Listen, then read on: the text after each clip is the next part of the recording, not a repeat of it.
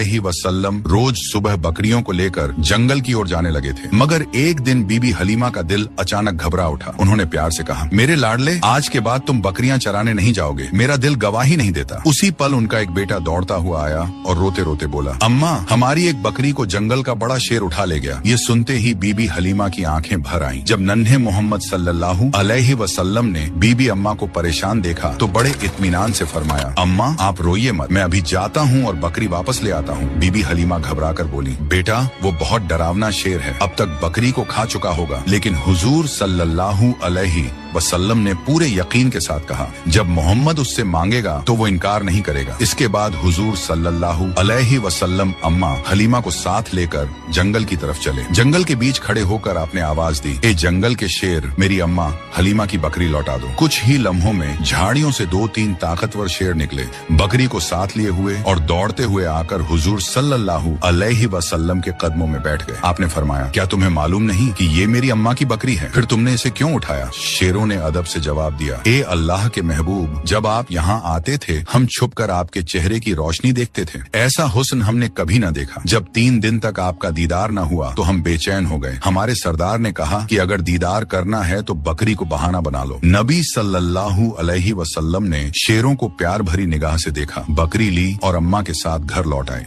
जब यह वाकया लोगों तक पहुंचा तो हर तरफ हैरत फैल गई। लोग कहने लगे, हलीमा का 3 साल का बेटा शेर से बकरी वापस ले आया। सब समझ गए कि यह कोई मामूली बच्चा नहीं है। इस तरह बचपन से ही नबी सल्लल्लाहु अलैहि वसल्लम की शान और पहचान बढ़ती चली गई। उसी दौरान एक दिन रेगिस्तान की हवा कुछ बदली बदली सी थी। बीबी हलीमा की झोपड़ी के पास बच्चे खेल रहे थे और नन्हे मोहम्मद सल्लल्लाहु अलैहि वसल्लम भी उनके साथ मासूमियत से खेल रहे थे। अचानक खेलते खेलते आपका चेहरा सफेद पड़ गया और आप जमीन पर गिर पड़े। उसी वक्त आसमान से 2 फरिश्ते उतरे। उनके हाथों में चांदी का तसला था जिसमें बर्फ और झमझम का पानी भरा हुआ था। उन्होंने नरमी से हुजूर सल्लल्लाहु अलैहि वसल्लम को उठाया, लिटाया और सीना-ए मुबारक खोला। डर के मारे बच्चे भागते हुए बीबी हलीमा के पास पहुंचे और चिल्लाकर बोले, अम्मा, मोहम्मद के साथ कुछ अजीब हुआ है। बीबी हलीमा और उनके शौहर हारिस घबराकर दौड़े और देखा कि नन्हे मोहम्मद सल्लल्लाहु अलैहि वसल्लम जमीन पर लेटे हुए हैं। आगे की कहानी जानने के लिए पार्ट 4 जरूर देखें।